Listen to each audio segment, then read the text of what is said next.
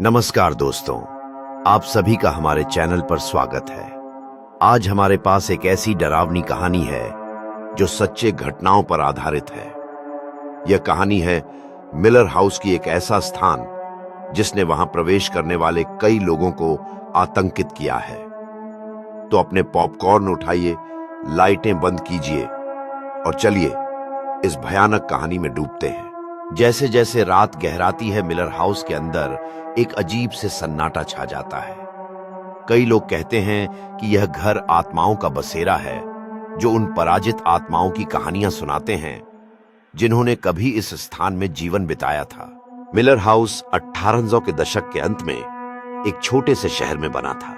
यह एक खूबसूरत विक्टोरियन स्टाइल का घर था जिसमें भव्य विवरण और बड़े बड़े खिड़कियां थीं। यह घर वर्षों तक गर्व से खड़ा रहा, लेकिन जल्द ही इसके चारों ओर की दुखद कहानियों के कारण इसकी सुंदरता फीकी पड़ गई। घर के असली मालिक थॉमस मिलर समुदाय में एक सम्मानित व्यक्ति थे। हालांकि एक रात उनकी पत्नी रहस्यमय तरीके से गायब हो गई। व्यापक खोजों के बावजूद वह कभी नहीं मिली। थॉमस एक पागल व्यक्ति बन गए और उनकी मृत्यु के बाद घर को छोड़ दिया गया। वर्षों के दौरान कई परिवारों ने मिलर हाउस में रहने की कोशिश की, लेकिन वे भाग गए, यह दावा करते हुए कि उन्होंने अनकही घटनाएं अनुभव की हैं। फुसफुसाती आवाजें, ठंडी हवाएं और वस्तुओं का अपने आप चलना बस एक शुरुआत थी। 2005 में एक युवा जोड़े लिसा और मार्क ने उस घर का नवीनीकरण करने और इसे एक बिस्तर और नाश्ते में परिवर्तित करने का निर्णय लिया। उन्हें एक ऐतिहासिक घर को फिर से जीवित करने का विचार बहुत पसंद आया। हालांकि पहले ही रात से उन्हें एक असहज मौजूदगी का अनुभव हुआ। अपने पहले हफ्ते के दौरान लिसा ने गलियारे में फुसफुसाहटें सुनी। शुरुआत में उसने सोचा कि यह सिर्फ हवा है, लेकिन एक शाम उसने अपनी नाम की आवाज सुनाई दी। यह उसके रीढ़ में ठंडी सिहरन दौड़ा गई। मार्क दूसरी ओर इसे उसकी कल्पना समझकर नजरअंदाज कर दिया। एक रात जब वे डिनर कर रहे थे, लिसा ने सीढ़ियों के शीर्ष पर एक धुंधली आकृति देखी। जब उसने मार्क को यह बताया तो वह गायब हो गई। उसने इसे रोशनी का खेल समझा, लेकिन लिसा इस डर से छुटकारा नहीं पा सकी कि वे अकेले नहीं हैं। जैसे जैसे सप्ताह बीत गए, आत्माओं का आतंक और बढ़ गया।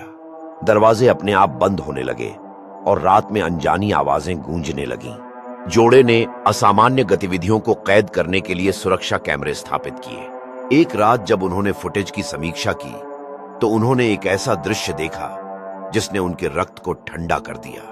एक काली आकृति कमरे के बीच में गई कैमरे को देखकर रुकी और फिर गायब हो गई। यह वह क्षण था जब उन्हें महसूस हुआ कि उन्हें मदद की आवश्यकता है। उन्होंने स्थानीय पैरानॉर्मल जांच टीम को बुलाया। टीम ने घर में उपकरण स्थापित किए और नर्सरी में अपने सत्र की शुरुआत की, जो कहा जाता था कि सबसे अधिक गतिविधि वहां होती है।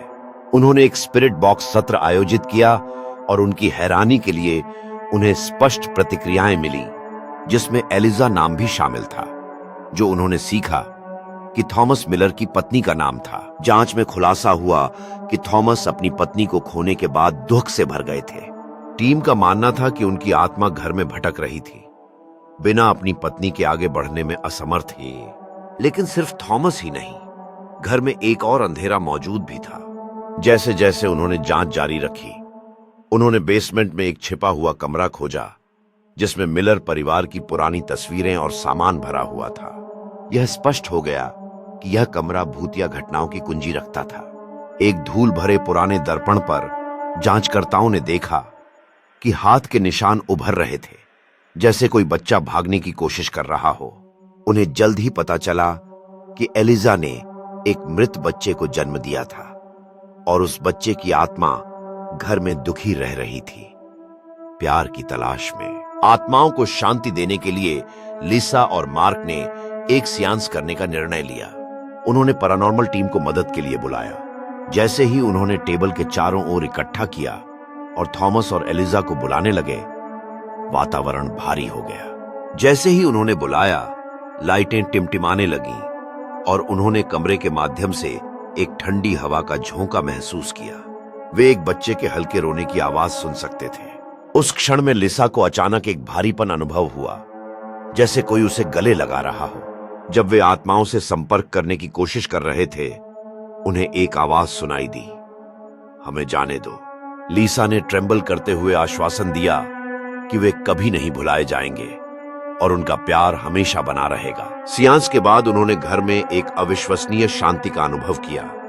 रात पूरी तरह से शांत थी और सभी पैरानॉर्मल गतिविधियां रुक गईं।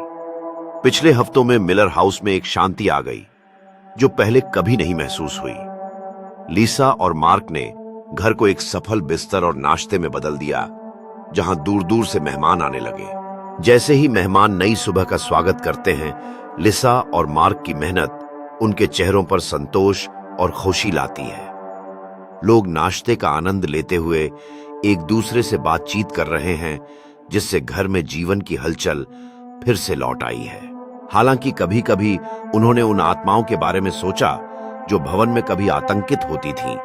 वे इस सोच में आराम पाते थे कि उन्होंने उन्हें शांति देने में मदद की। मिलर हाउस अब सिर्फ एक त्रासदी का स्थान नहीं था, बल्कि प्रेम, हानि और आगे बढ़ने की आशा का एक प्रतीक बन गया था। इस डरावनी कहानी के लिए धन्यवाद। अगर आपको हमारी कहानी पसंद आई तो कृपया लाइक करें, साझा करें और वास्तविक भूतिया कहानियों के लिए हमारे चैनल को सब्सक्राइब करें। अगले बार तक सुरक्षित रहें और अपनी लाइटें जलाए रखें।